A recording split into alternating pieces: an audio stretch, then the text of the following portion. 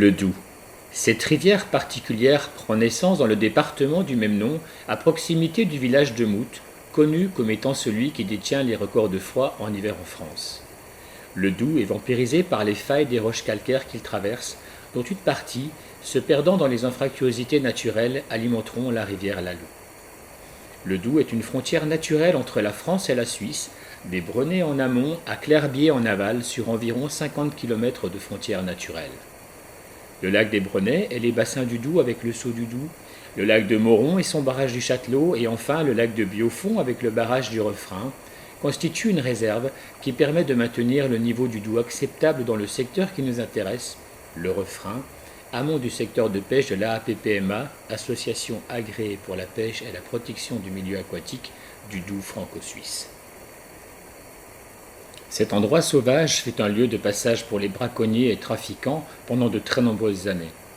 Les conditions difficiles d'accès favorisaient ces activités à une époque où la vallée comptait de nombreux moulins, taillanderies, que l'arrivée de l'électricité a fait disparaître.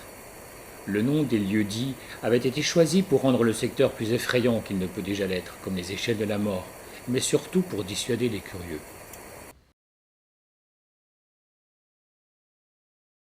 Pour une arrivée depuis la France, depuis Mèche, prendre la direction de Charquemont et Fournet-Blancheroche par la départementale D464, puis direction Biofond et la Suisse. Avant le poste frontière, vous prendrez sur votre gauche une petite route indiquant le Refrain et les échelles de la mort. Attention de rouler prudemment car la route est très étroite. Vous pourrez garer votre voiture le long de la rivière ou en fin de parcours aval sur le parking proche de l'usine électrique. C'est sur ce parcours de 27 km que nous allons découvrir à travers cette série de films cette incroyable rivière, parfois française, parfois suisse, voire même partagée entre les deux pays. Cette binationalité lui accorde un statut spécial. En effet, l'ouverture de la première catégorie est toujours un 1er mars et la fermeture un 30 septembre, quel que soit le jour.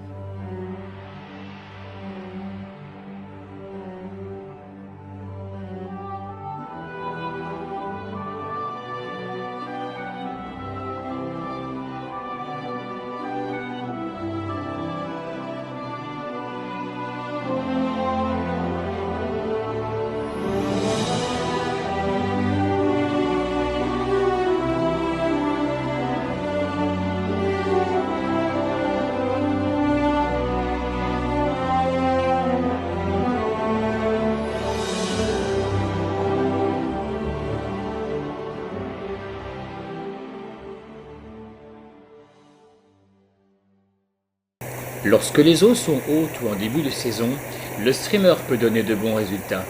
Les modèles doivent être lestés et de bonne taille. Les imitations de poissonnets sont à privilégier car le Doubs possède une belle population de vairons et d'alevins. Les streamers que j'utilise sont des imitations réalisées à partir de fibres synthétiques et lestées pour les secteurs rapides. En effet, ces fibres ont la particularité d'être très mobiles et s'immerger rapidement. Pour les endroits plus calmes, je recherche de la mobilité dans l'imitation et là, ce sont les fibres naturelles de marabout et les poils de lapin qui ont ma préférence. La soie sera de type plongeante ou intermédiaire et j'utilise une canne de 9 pieds en soie de 6 ou 8 selon la taille et le poids des streamers. Soit de 8 pour les eaux fortes et 6 lorsque la puissance du courant permet de pêcher avec des leurres plus légers. Depuis le barrage du Refrain, le parcours est difficile car il est constitué de nombreux blocs de pierre qui jalonnent la rivière, une succession de trous profonds et de courants rapides. Sur cette partie du Doubs, qui est de largeur moyenne, la population est exclusivement constituée de truites fario de type méditerranéen. Dans ce secteur tourmenté, la pêche à la nymphe à l'espagnol ou nymphophile est une technique qui permet de capturer ces truites fario à la robe si particulière aux zébrures caractéristiques. Il est autorisé de pêcher avec 2 imitations. Le site de la APPMA franco-suisse donne accès à la réglementation sur le parcours et de nombreuses informations utiles. J'utilise ici une grande canne customisée par mon ami Clément Lavaux en taille 10 pieds avec une poignée en carbone qui augmente la réactivité de la canne lors des touches. Après l'usine électrique du Refrain, la pêche en nymphe à vue devient possible sur les secteurs plus calmes. Lorsque l'activité en surface est régulière, la pêche en mouche sèche procure les plaisirs les plus intenses sur les truites et ombres gobeurs. Le matériel qui a ma préférence alors est constitué d'une canne de 9 pieds pour une soie de 4 voire 5 s'il y a du vent. Et n'oubliez pas qu'un dicton franc-comtois dit que lorsque la bise souffle, le vent du nord, pas de poisson. Pour les imitations, les nymphes seront en taille 14 à 18 avec des lestages variables en fonction du courant et de la saison, du style Pheasant-tail, Gamard. En sèche, j'utilise un modèle en cul de canard corps jaune et aile grise, une mouche avec un montage parachute renversé roux, principalement en taille 16-18. Les modèles sont ou seront décrits sur la chaîne YouTube. Ici, le Doubs coule du nord au sud. C'est pourquoi je vous recommande la berge française le matin avec le soleil à l'est et la rive suisse ou ouest l'après-midi. Ici, nous sommes le matin, côté France, comme on dit sur le secteur. Vous voyez que sur le versant suisse, le soleil n'est pas encore présent, empêché par le relief. L'ombre du pêcheur est côté bordure, ce qui n'effarouche pas les poissons en activité. La pêche à la truite est délicate. Vous devrez être très discret et surtout ne pas négliger les bordures. Tous les pêcheurs qui pratiquent ici ont au moins une fois dans leur vie fait partir devant leur botte une magnifique truite zébrée postée dans quelques centimètres d'eau.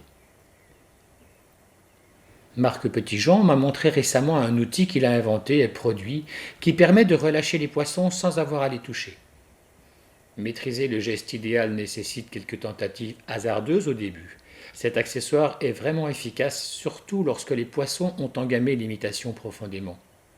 En effet, la mouche reste accrochée après l'outil en libérant le poisson et surtout, il ne nécessite aucune prise en main du poisson.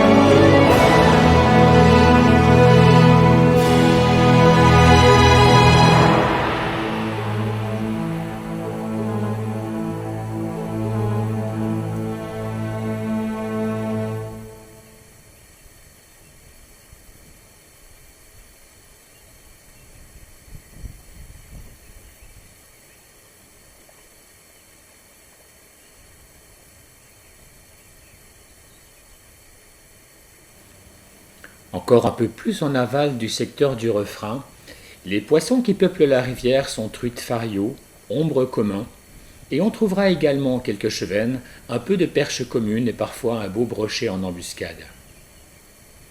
Ici, la rivière est plus large dans ces secteurs calmes, et les poissons peuvent être pêchés en mouche sèche, particulièrement depuis la berge suisse qui est plus dégagée que la bordure française. En début de saison, les mouches de type oreille de lièvre et marsh brown sont indispensables, mais l'impossibilité de marcher dans l'eau jusqu'au 1er juin ne permet pas une pratique facile sur tous les coups de la rivière. Encore un peu plus en aval, dans le secteur du moulin de la Charbonnière du Bas, les rives sont plus chargées. Là, le sentier de la Charbonnière remonte. Le chemin qui mène à la Roche aux Chevaux sera alors la dernière trace de l'homme, laissant place aux doux sauvages et magnifiques. Il n'y a qu'un chemin pour longer la rivière. L'accès sur la berge française est le plus facile. Sur le versant suisse, des falaises abruptes dominent la rivière de plusieurs mètres. Les abruques calcaires gris clair contrastent avec le vert ambiant. Vous aurez parfois la sensation d'être seul au monde, perdu dans un site exceptionnel. Cette rivière que j'ai découverte il y a maintenant de nombreuses années ne peut être évoquée qu'avec une émotion intense. Même si, au fil des saisons, elle a subi de nombreux assauts liés au climat ou à l'activité humaine, elle permet encore de capturer de magnifiques poissons.